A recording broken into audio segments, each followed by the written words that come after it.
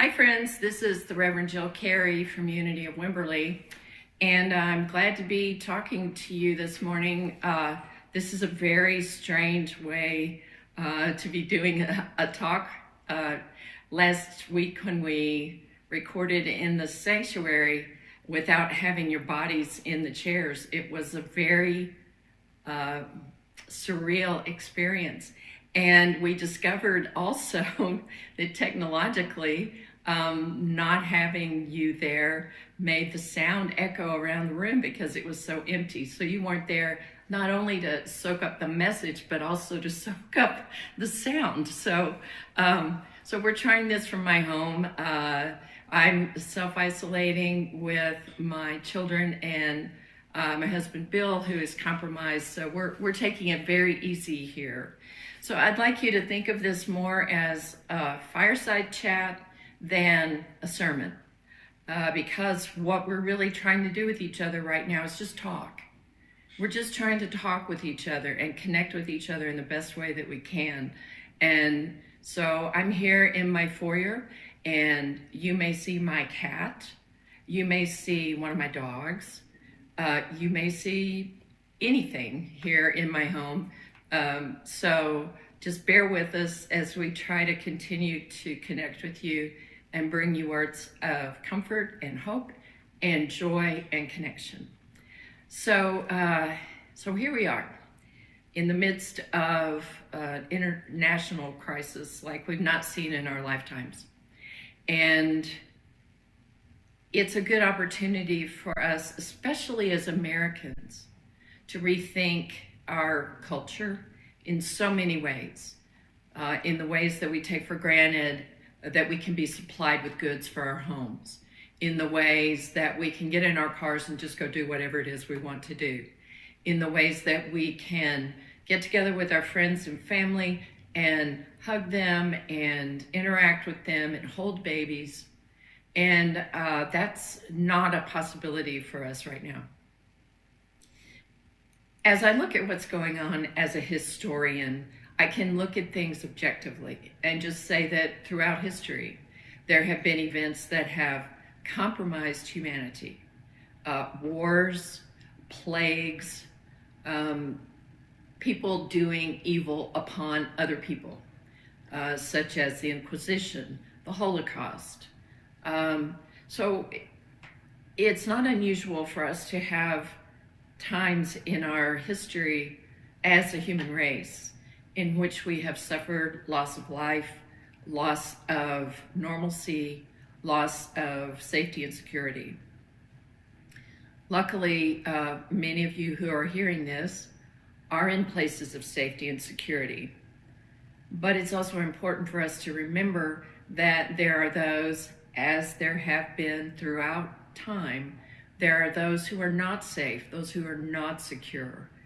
And especially during this particular pandemic, there are people who are not safe because of their underlying health issues.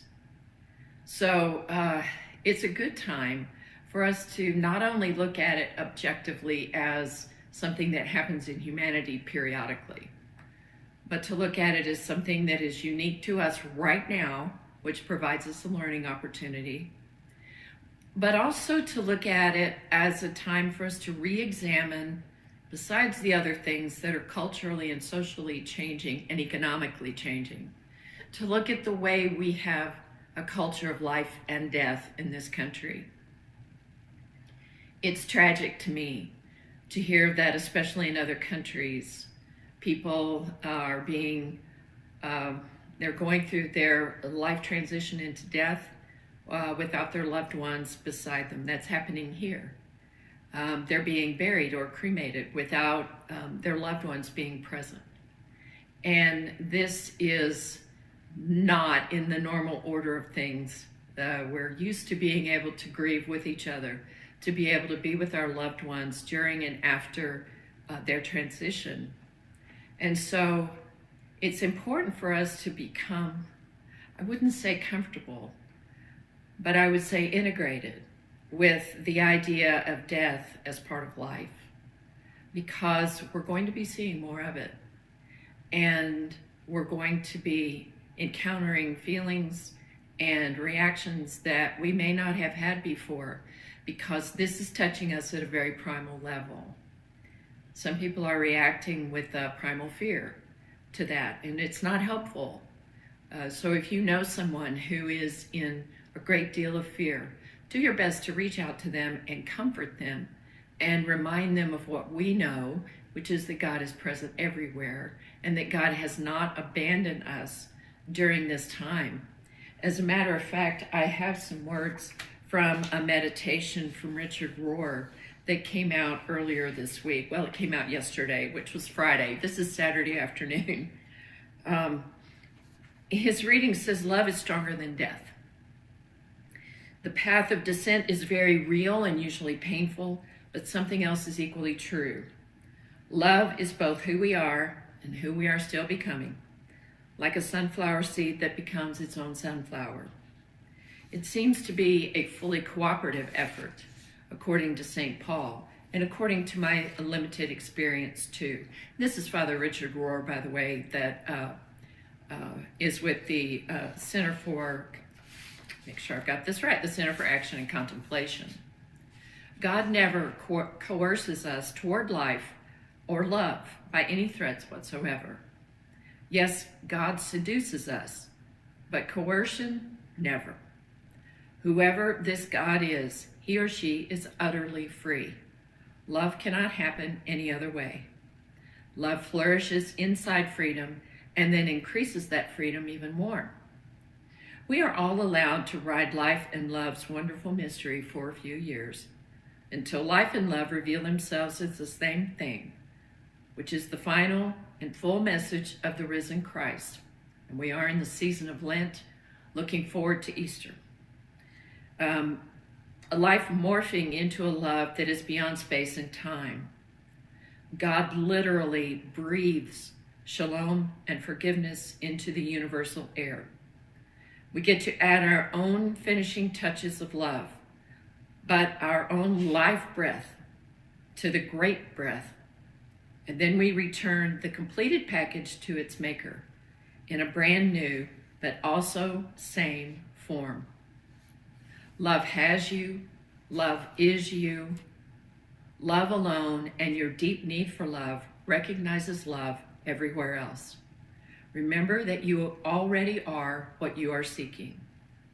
Love has finally overcome fear, and your house is being rebuilt on a new and solid foundation. This foundation, it was always there, but it takes us a long time to find it. It is love alone that lasts, and you've heard that phrase in many translations from 1 Corinthians 13. All you have loved in your life and have been loved by are eternal and true.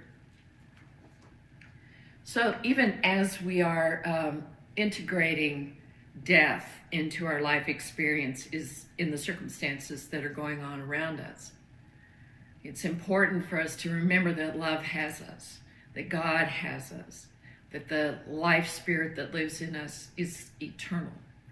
And it is eternal in everyone that we know that is going through death and suffering. It is counterintuitive for me. So far, I do not know anyone personally who's contracted the virus. It would be a very unusual experience for me to not go be with one who is passing from this life, to offer comfort and blessing and anointing as they leave. That's not possible right now. So what it does is it calls us to reach out and to connect with our spirit, with our minds, with our hearts. And we can do that. That energy is as palpable and real as touch.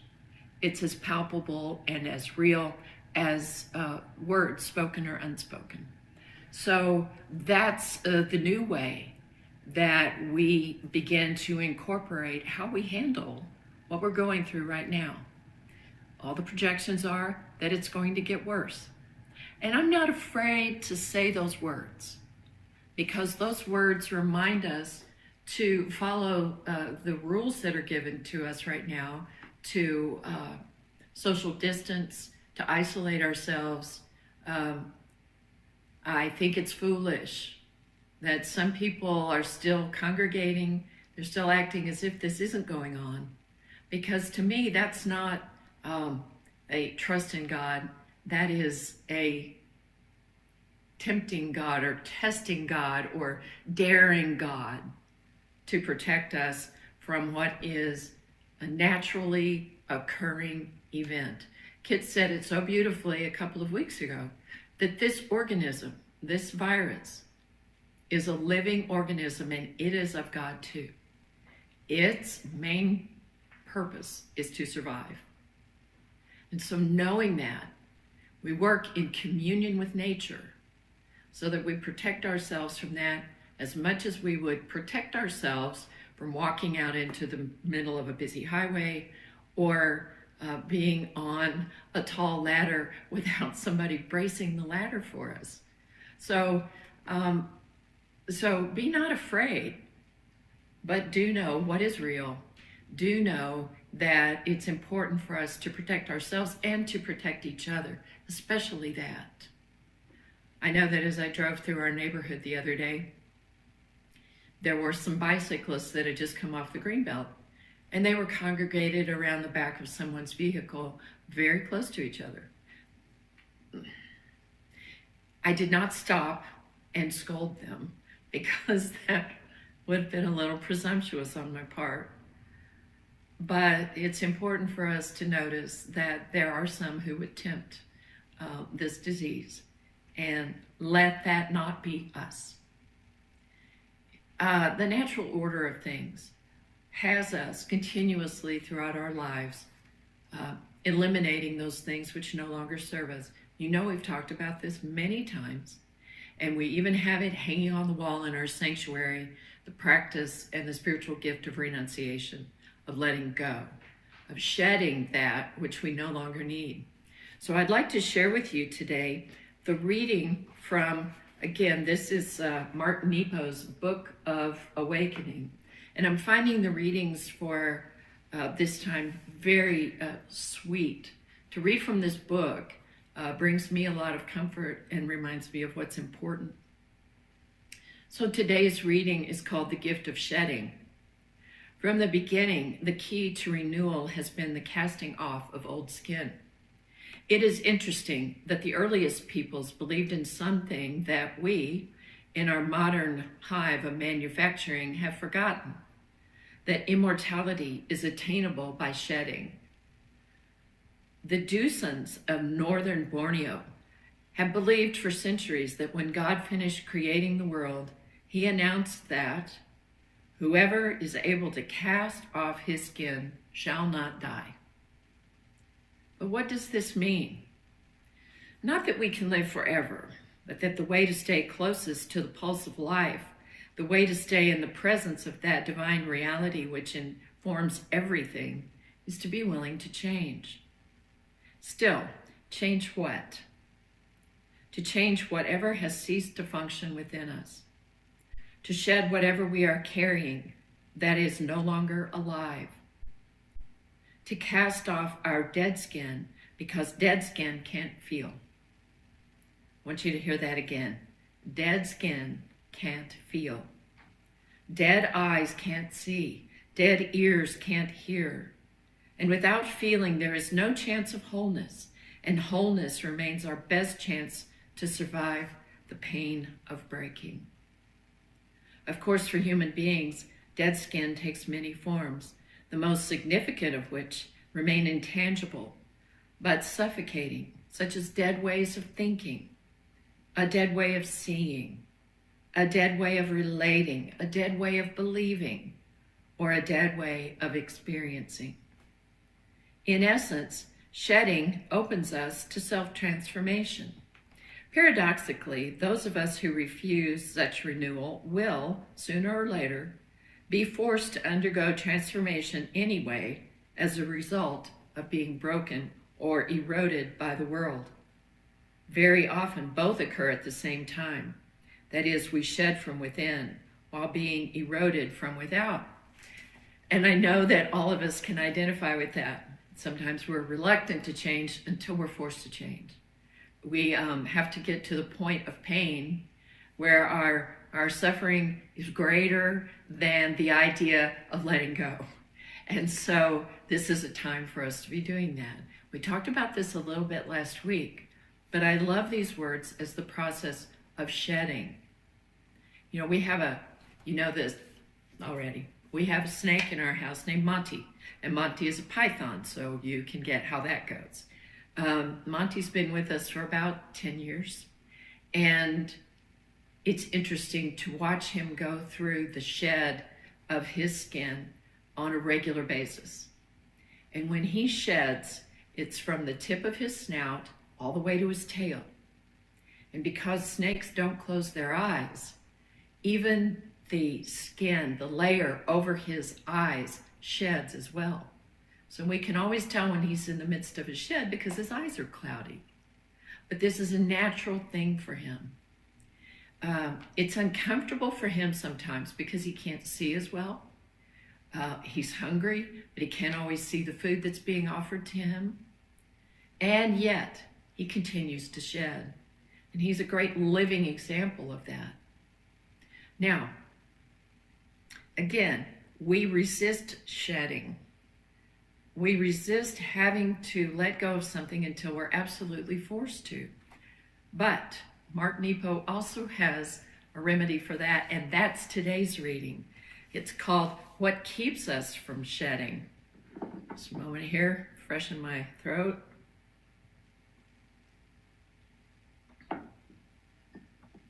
He says, often we give up our right to renewal to accommodate the anxiety of those around us. Wow. We do that. We're so influenced by what other people think or say.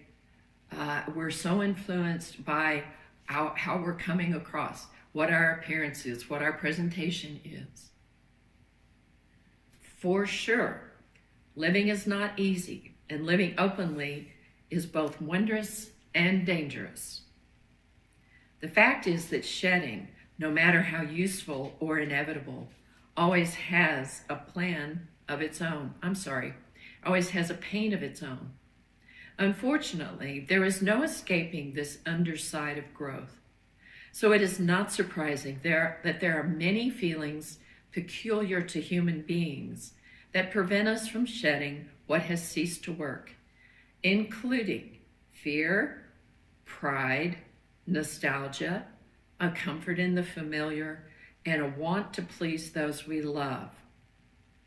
Often we give up our right to renewal to accommodate the anxiety of those around us.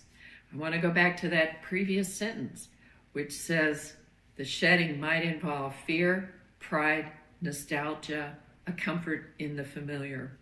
So we're experiencing all of those things right now. The comfort of the familiar has taken on a new face. We're finding new familiars to be comfortable with, or we're appreciating more the comforts that were there that we were overlooking. The Melanesians of the New Hebrides, which is in the area of Scotland, contend that this is how we lost our immortality. Sir James Fraser has preserved their story. James Fraser is the man the Scottish anthropologist who wrote The Golden Bough in the late 18th and early 19th century. It seems at first human beings never died, but cast their skins like snakes and crabs and came out with youth renewed. But after a time, a woman growing old went to a stream to change her skin. According to some, she was Ul Tumarama. I'm going to start this over again because I want you to hear it as a fable that has a deep archetypal meaning for us. So let me start again and hear this as a folk tale that applies to us. It seems at first human beings never died but cast their skins like snakes and crabs and came out with youth renewed. But after a time, a woman growing old went up to a stream to change her skin. According to some, she was ul to marama, chained skin of the world. She threw her old skin in the water and observed that as it floated, it caught on a stick. Then she went home where she had left her child. But the child refused to recognize her, crying that its mother was an old woman, not this young stranger. So, to pacify the child, she went after her old skin and put it on. From that time, human beings ceased to cast their skins and died. I love this story. And so when we cease to shed what's dead in us in order to soothe the fear of others, we remain partial. When we cease to surface our most sensitive skin simply to avoid conflict with others, we remove ourselves from all that is true. When we maintain ways we've already discarded just to placate the ignorance of those we love, we lose our access to what is eternal. So, my friends, I think the message that I'd like to leave with you today is that everything that we're going through right now is essential to our lives going on, no matter what that looks like.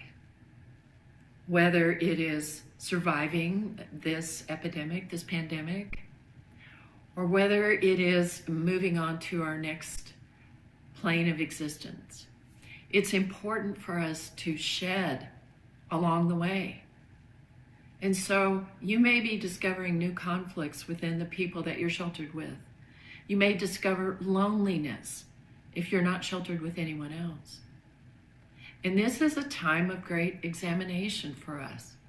This is a time for us to see what's really, really important so that we might let go.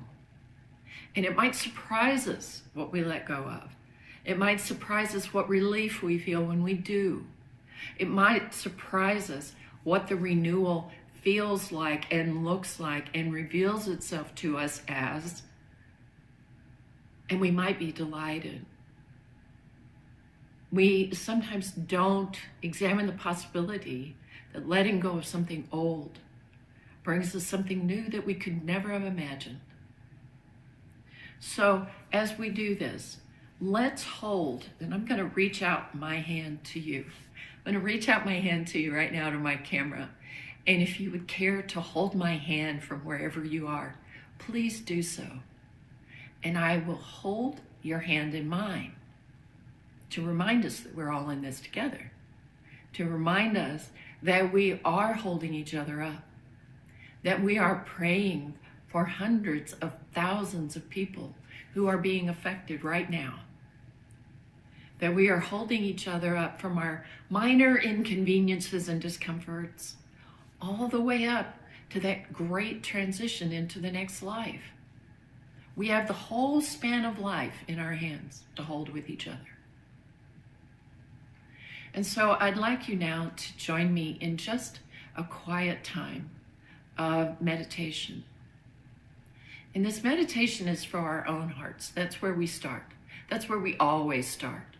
Because we remember that God is present in us, the Christ Spirit, the resurrection that we celebrate during this season is going on right now. And so start in your heart. And if you will, if it's comfortable for you, hold your heart or hold your hands together so that you're connected with your own body. And breathe into your own body. Close your eyes if this helps. Or if it keeps you more mindful, leave your eyes open.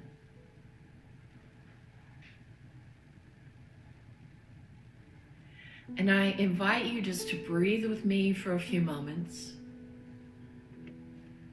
Just breathe.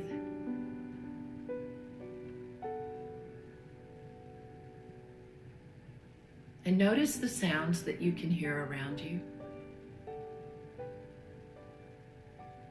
You might be able to hear or feel within your own body your own heartbeat,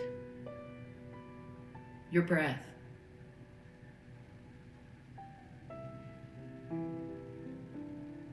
Right now I can hear the hum of my air conditioning, which is keeping all of us comfortable, recognizing that there are those who don't have that luxury. I can hear within my house the sounds of birds outside. And just this morning, observed hummingbirds and one of those sweet little green anoles that inhabits all the plants and greenery in our backyard.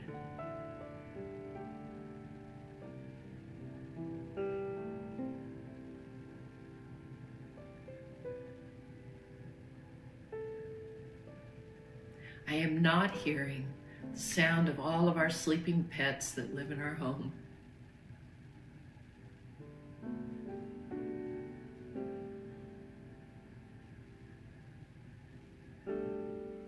You may hear the sound of cars passing by your home, the sound of people out for a walk. These are the sounds of life. Sometimes we'll listen to quiet music, or the chiming of a bell, the ringing of a bowl,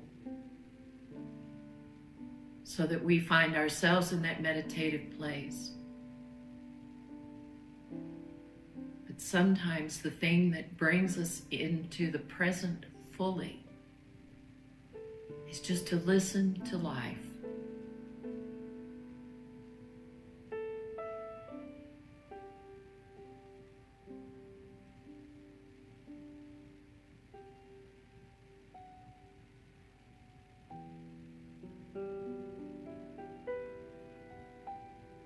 And now, beloved, I invite you to examine the quality of compassion that is always present in your heart, whether you're expressing it or not. And I invite you to practice that compassion upon yourself.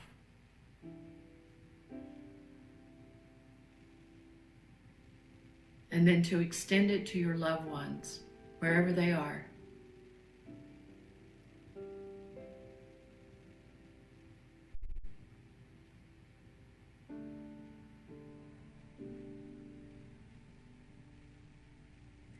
And now, if you will, beloved, as we did in our Wednesday night class, I invite you to hold all of humanity in your hands.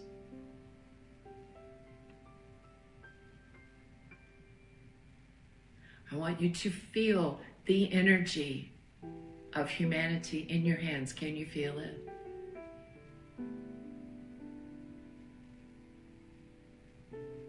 And with your next breath, as you exhale, exhale compassion upon all of humanity.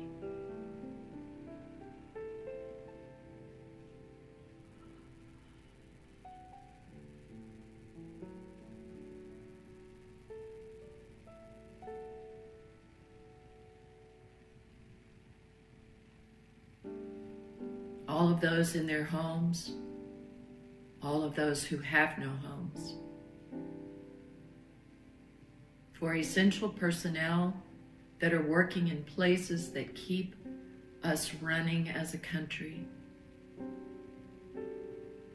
Emergency responders, especially healthcare professionals. Those who are manufacturing supplies to come to us to keep us safe and to assist those who are in hospital.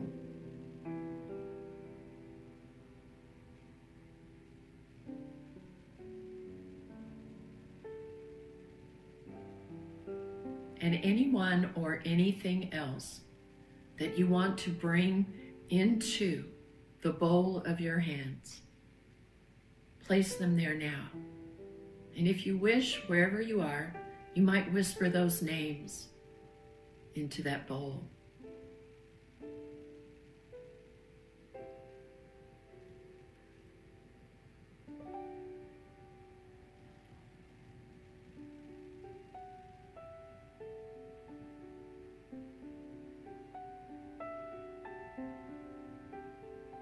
Keep breathing.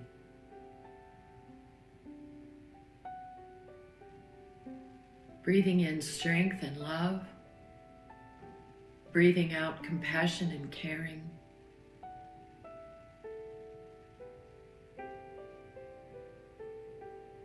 Breathing in to know your eternal nature. And breathing out hope.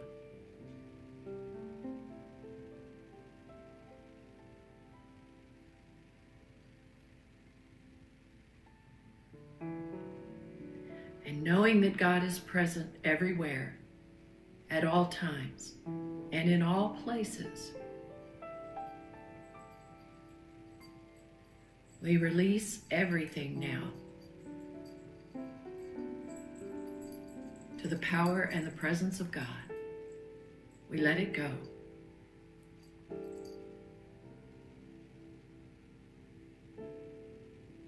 For in grasping onto something, we are giving up a little bit of our trust in the divine. So let it go.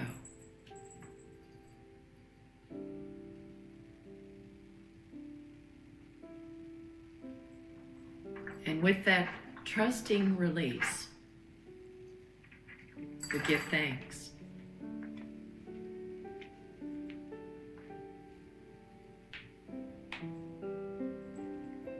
And we say, and so it is, and amen.